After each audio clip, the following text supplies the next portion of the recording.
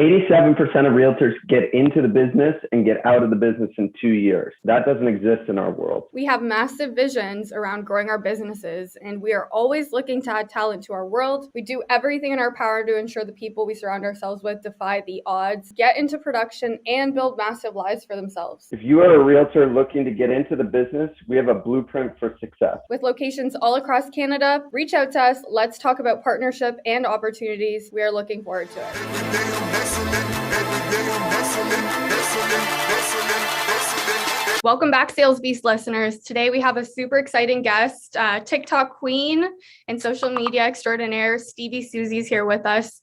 She's a team leader at KW Realty Centers as well as a licensed realtor, and we're excited to learn a little bit about her story. Welcome, Steevie. Oh, thanks, Anna. Thank you so much. Everyone always says TikTok queen and stuff, and I'm like, I'm not. There's people definitely better out there than me, but that's amazing. You're boosting my ego a little bit with that. For sure. Well, again, thanks so much for joining. Why don't you just start by telling us a little bit about your journey in real estate, where you started and where you're at today? Yeah. So I'll give you the full story, the way that my journey in real estate started. So, because people often ask, like, what made you get into real estate? Like, how did you get there? And for me, it was kind of interesting because real estate for me was actually my first career choice. Or I shouldn't say choice, but it was the first career that I actually did. And I feel like it's changing a little bit now, but for the longest time, that was kind of rare, right? Like for real estate was usually a second career for a lot of people. And for me, the way it came about was I was the person where when I came out of high school, I had no idea what I wanted to do, like no clue. I had an interest in a lot of different things, but nothing that I was super passionate about. And I struggled so much with the idea of going to school and like getting myself thousands of dollars, tens of thousands of dollars in debt for something that I just like didn't realize I would have been going for the sake of going to school, because that's kind of what you feel like you need to do. And I battled with a bunch of different ideas. There was a time I was interested in interior design, which is kind of, down the path of real estate, but there was a lot of different things. And so I took, a year off high school, and I was really confident in that decision because I just didn't feel comfortable spending all that money for no reason. And then second year came around and I didn't know what I wanted to do. And then third year came around and I was kind of like, all right, now I'm just a loser. Like now I just haven't gone to school and I don't know what I'm doing and what the hell.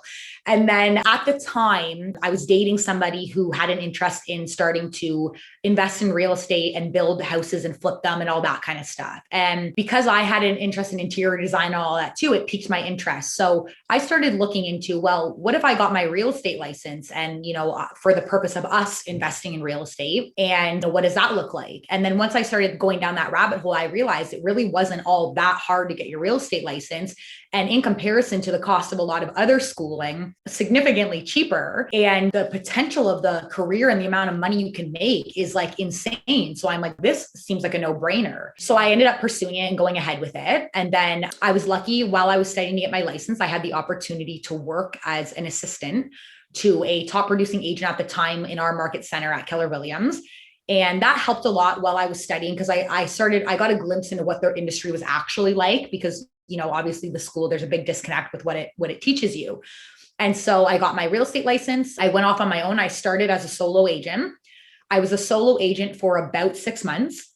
And I went into real estate definitely with the wrong mindset. I went in with a mindset that like I would never join a team, that I wanted to grow my own name, and I wanted my own success and all that kind of stuff. And 6 months in, I think I did about two deals in my first 6 months, but I was very lucky that I had friends and family at the time that were just ready to do something, and they gave me a shot on it.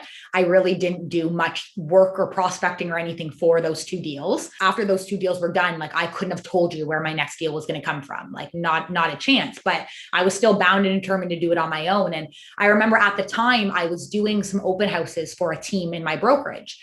And one of the team members called me up one day and just said, like we chatted a little bit, and he said that they had liked that I was doing open houses for them, and asked if I had ever thought about joining a team. And right away I was like, no, like not a chance. I have not thought about it. I'm not going to, and we chatted a little bit further, and he kind of said, just come in and meet with the guys, like the team leaders, like have a conversation and like, just come talk to us. And so I said, okay, fine. Like I'll come have a conversation with you, but I'm not promising you anything. Like as if I even had anything to offer at the time, because I really did not. But anyway, so I went in and I sat down with the 2 team leaders. And the first question the one asked me was, so like, how's business going? And right away I was like, I had nothing to say. I had nothing going on. I had no business. So it was literally in that like split second that my attitude changed towards teams and just that entire meeting. So basically I sat in the meeting, heard everything, that they had to say about the team and just everything, and just ended up really feeling like that happened for a reason. I loved everything they had to say. I felt really in alignment with them, and they were like a younger based team, which I liked at the time. So anyway, moving forward, long story short, I ended up joining the team.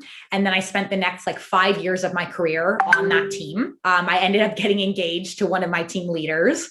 That's interesting. Yeah. And then from that point on, I started TikTok. TikTok brought me the opportunity to explore the avenue of coaching. I started being able to coach agents from all around the world because naturally my DMs were getting flooded on a daily basis with asking for advice, asking for information, asking for mentorship. Can I work with you? Can I, all that kind of stuff. And it got to the point where I couldn't get back to everybody. I wanted to offer advice. I wanted to talk and connect with everybody, but I literally just couldn't. I'd spend all day on my phone doing that and not the stuff that I actually needed to do. So it gave me the opportunity to start offering coaching. And then through that, opportunity showed up by putting it out there that I got to start coaching it within my brokerage in our in-house productivity coaching program.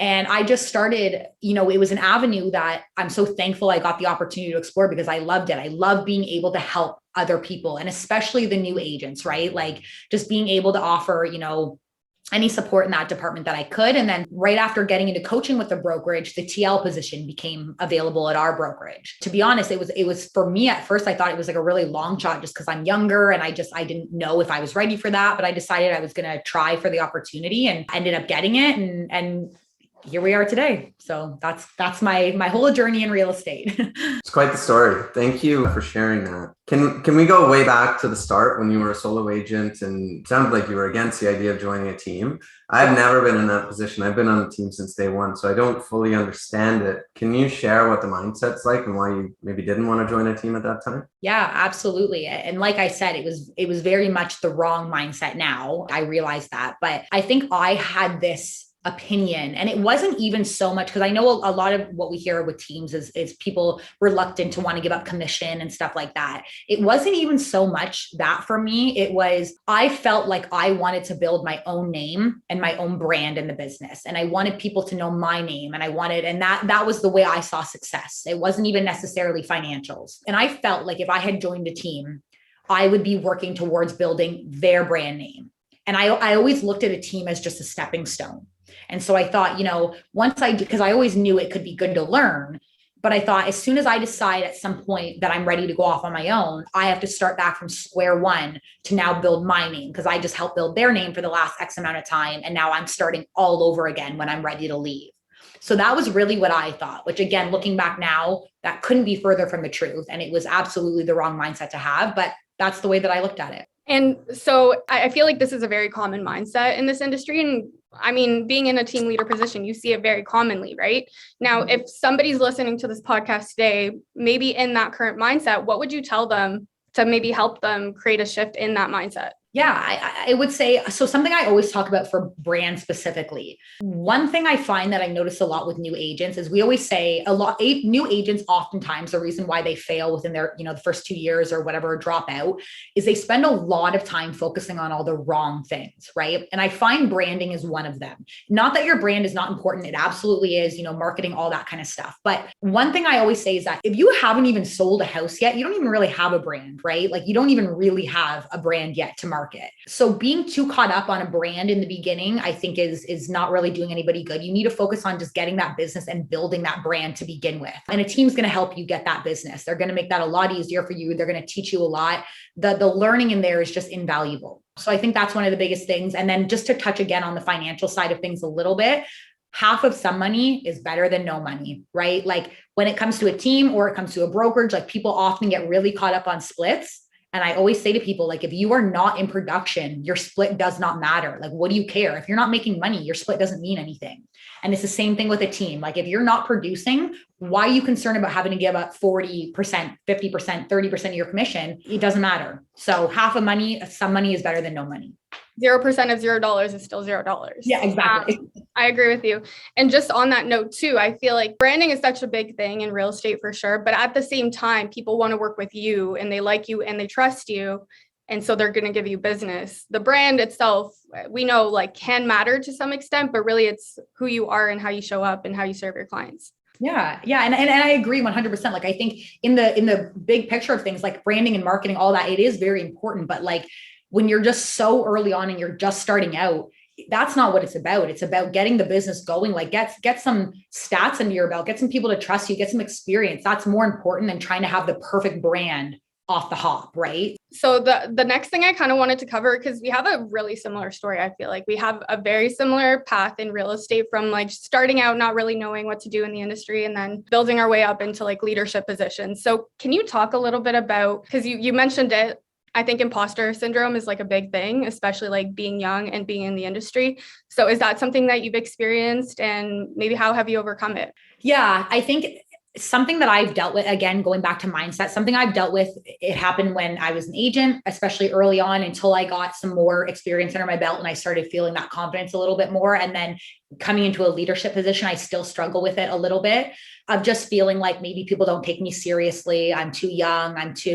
I got over that on the real estate side of things. I started realizing that at the end of the day, when I open my mouth and I start talking to clients and sharing, market information or whatever, that gets put to bed because I know what I'm talking about. I'm conveying value in that way. And again, it's something you are going to struggle with as a brand new agent. When you come in as a brand new agent, and you haven't sold a house yet, and you're trying to convince someone to, work with you to sell the biggest asset of their life, like you're going to feel a little bit of that, like, ooh, but at the end of the day,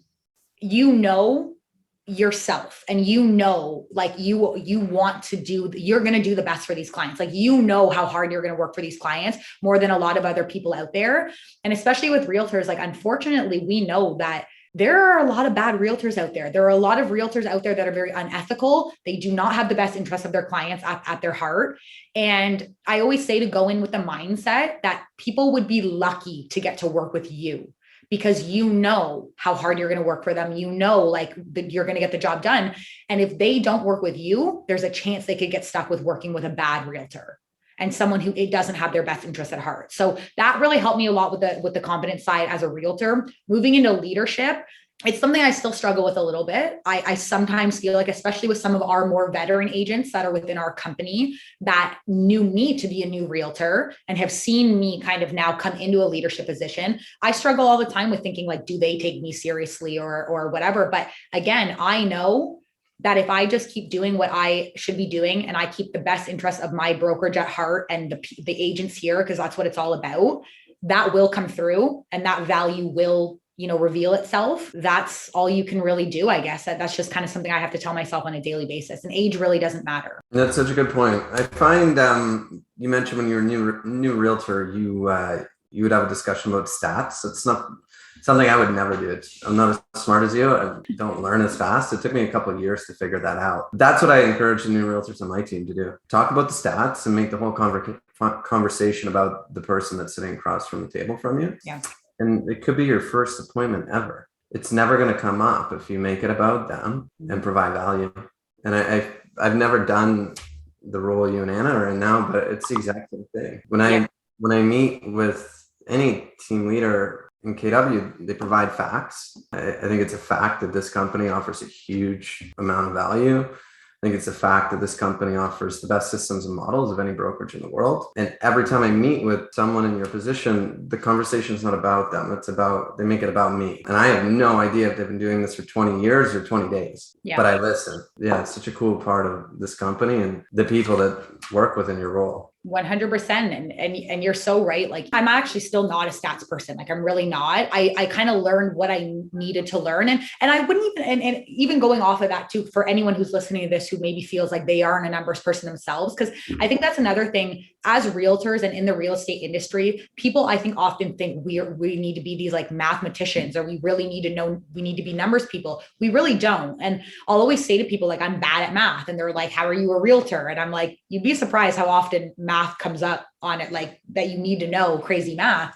But I agree, making it about the person on the other end of the table, whether it's in a leadership position or as a realtor, you're absolutely right. Like, you get the odd person that's maybe a really, analytic person that wants to know the stats and all that kind of stuff. And it's good to be prepared. But oftentimes, if you keep it about them and whatever goal it is that they're looking to achieve and how you can support that goal, that is the most value that there could ever be above and beyond anything else. And again, that's true on a leadership side of things and on a realtor working with a client side of things. Yeah, I 100% agree with that. Now, to kind of pivot a little bit more on the coaching and mentorship side of things, what was like your first start into that? You mentioned it kind of came from social media and a lot of people wanting your attention, getting your advice and seeing how you did what you did. I mean, coaching is such a big thing in real estate, but not everybody's exposed to it. What was your path with that? Yeah. So the way it started for me, and I'll say like, so I started coaching through TikTok, but I didn't really know what it meant to be a coach at that point. I would say what that actually more accurately, I started being a little bit of a mentor and connecting with people, agents all over the world to more help mentor them and just kind of be there as a support more than anything. Yeah. So kind of how it started was through my TikTok. So I had got on TikTok, my TikTok kind of blew up and I ended up having a lot of people reaching out to me. So whether it be via TikTok or they would follow me on Instagram and reach out to me, DM me there. I had quite a few people that got my actual information, like my email, my phone number. I was getting calls from people on TikTok, like, it was getting crazy, but mainly in my direct messages and Instagram, it was like, you should see, even still to this day, you should see my message requests. Like it's insane. And it was overwhelming because I love, like, one of the things about me is that for the longest time, I always wanted to be a teacher. That was what I really wanted to be. I pivoted from that when I realized how hard it is to get into teacher and like, they don't really actually get paid that well and yada, yada, yada. So I changed my mind on that. But point is I have a passion for helping and educating and all that kind of stuff. And so I always wanted to be able to have every conversation with every single question that these people ask, but it was taking up so much time and it's getting exhausting. And I realized like I should be monetizing this, for one. And two, I want to help. So I was able to get connected with a company. They're called Stand With Me. Shout out to Stand With Me. And that was able to similar to something like Calendly or whatever, but a little bit different because I could actually monetize it. So they were able to book appointments with me, but they pay to do that. And I could also sell, for example, I was selling like listing presentations on there. I was selling like, my scripts, like certain scripts I use, things like that, because those were conversations or those were questions that I was getting asked about so often that I was like, well, let me just do this. Like, I'll share this with you. But anyway, so sorry, I was getting the opportunity to start working with people. So people were reaching out to me, asking me questions, asking me if I could literally mentor them, if I could help them, if I could, whatever. So I got them on this account where they could book a session with me and I would coach them. And so it was really cool because I got to meet with a lot of realtors, like I mentioned, from all over the world and just help, especially with new realtors where they're brand new and they just really don't know. So they're looking for as much guidance as they can possibly get. And then I was working with a coach at my own brokerage. And I told her about this. And as time went on, one day I got on a call with her and I said, Jen, like, I want to just pick your brain about something and just I think I need help figuring out what my next move is, because I got to a point where I loved being a realtor, but I was getting a little bit burnt out from selling and just like losing my passion for it. But coaching had reignited a passion on that side of things within the real estate industry. And I kind of told her about that. And I told her like, I think this is kind of the path that I want to go down. Like, I'm really passionate about this and this is what's happening. And she was like, it's so funny because we're right at a point right now where we need to bring on another coach within the brokerage. And so it just happened right at the perfect time. And then I was able to start doing it within my brokerage. And that is when I really learned what coaching actually is. So what I was being more of a consultant / mentor before. And then once I started working with our in-house productivity coaching, I actually learned about like coaching and what it really means to be a coach and the difference between consulting and coaching and all that kind of stuff. And yeah, and then that's how it came about. And part of that too, I will say, long story short on that, but asking for opportunity, right? Like if I didn't bring that to her attention and I didn't say, this is kind of what I want to do, she said, like, I would have never thought that you'd be interested in it. But I brought that and then I had the opportunity because she's like, wow, like, I'm glad you brought that up to me because funny enough, we're looking for a coach. So yeah, that's kind of how it came about for me. You were at family reunion, right? Yeah, yes. you were. Yeah, we saw each other.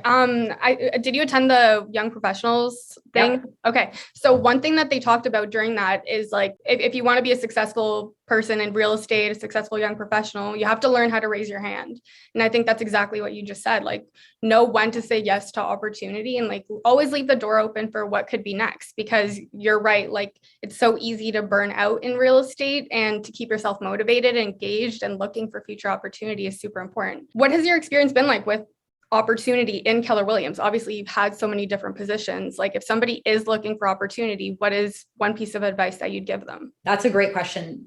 So I've actually had 2 conversations like this with potential like joiners to Keller Williams in the last like week. And a lot of the time people will ask me, like after we're done talking about, KW and just, all that kind of stuff, they'll kind of ask a little bit about my story and same thing with opportunity and like, how did you get to this position and whatever, because again, a lot of them will know me from TikTok and know me as a realtor. And so they're kind of like, how did you get here? And I always tell people, like, if I were at any other company, and I truly mean this, if I were at any other company, I don't think I would have ever had the opportunities that I've had.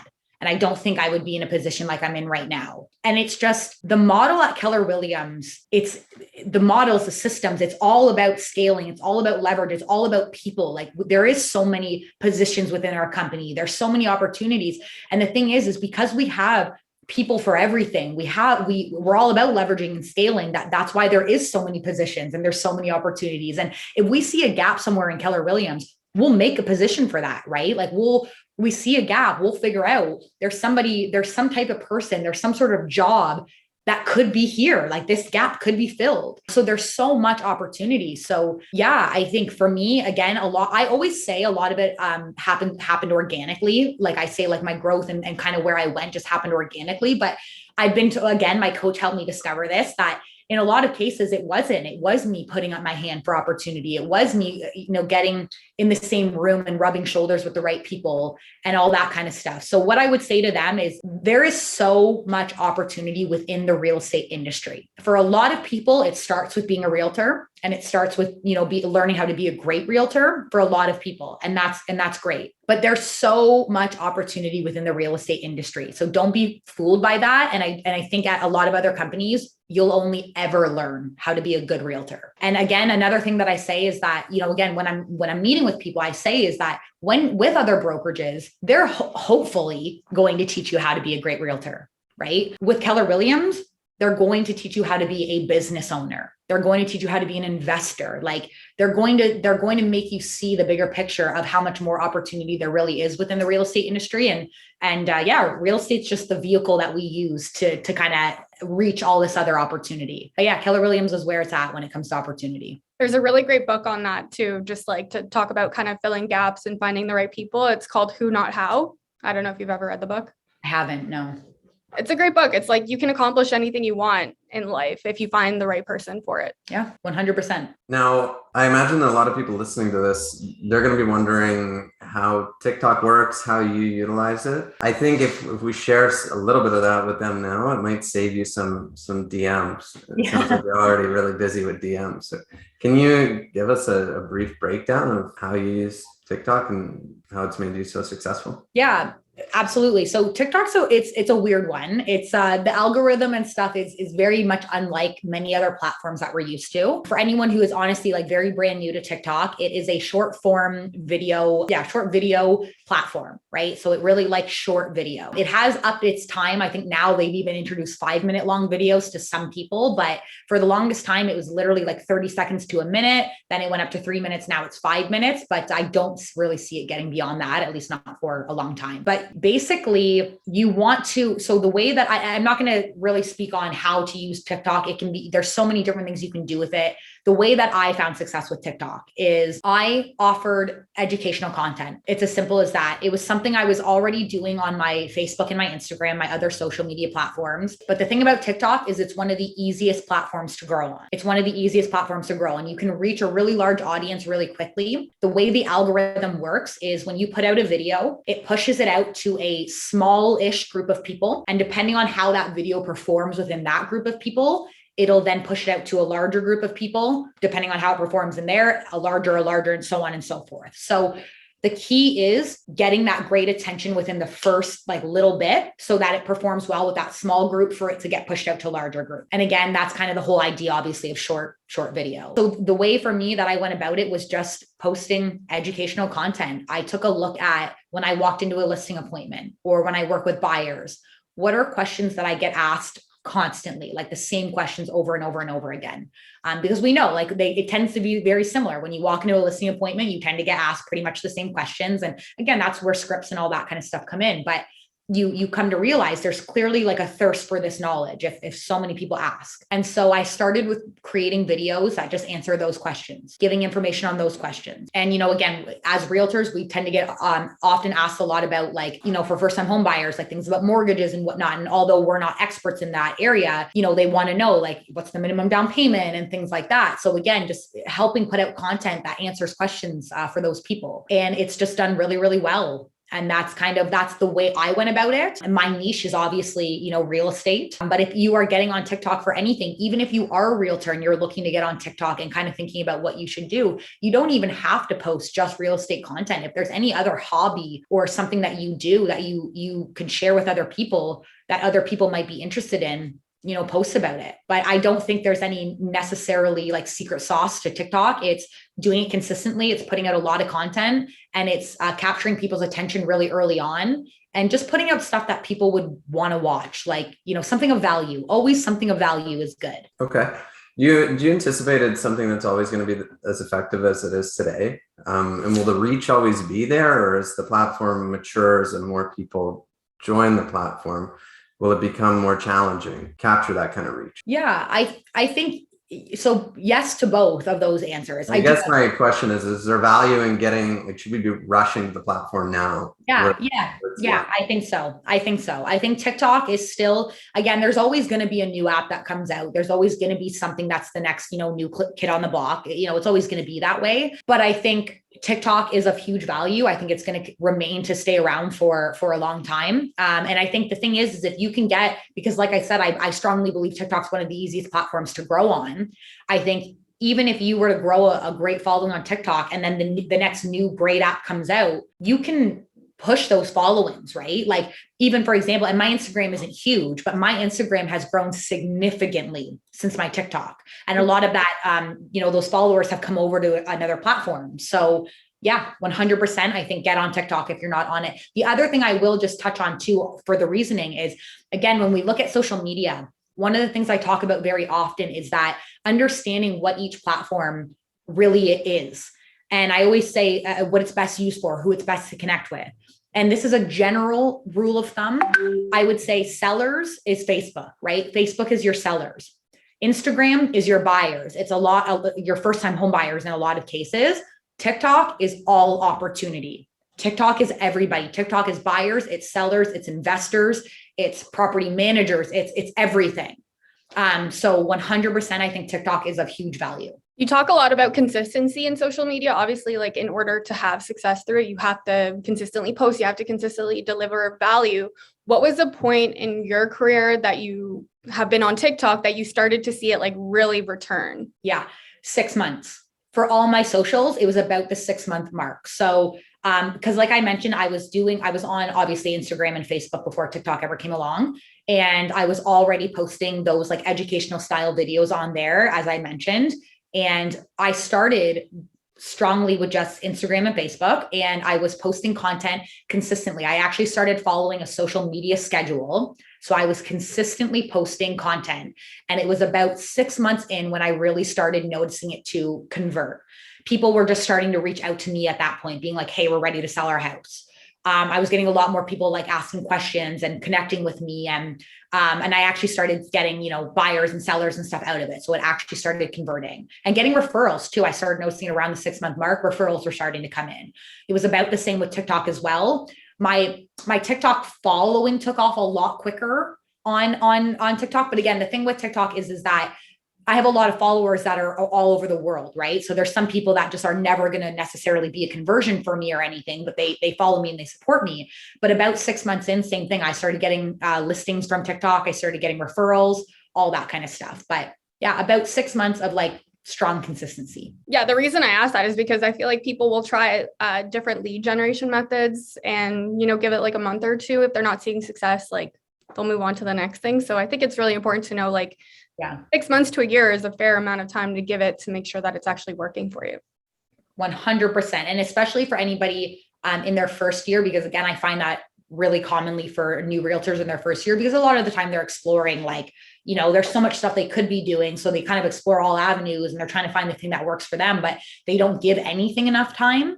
And on top of that, again, for anyone in your first year listening, the thing with your first year is that it's your building year in general. So, no matter what avenue you go down for lead generation, whether it's socials, it's door knocking, cold calling, like whatever it ends up being, a lot of those leads that you're going to get right now are not going to be now business. They're going to be future business that are going to fill your pipeline and your career for the next 2 years, 3 years. You're kind of just laying the foundation and doing that work in your first year. So don't think that because you don't feel like you're seeing results from something right away, even within your first year, that it's not working, because it just takes time to play out. Awesome. Now, the other thing I kind of wanted to pivot to, like, what's next on the horizon for you? Like, where do you feel yourself going into your next opportunity, or maybe talk a little bit about what you're doing right now and how people can learn from you and work with you? Yeah.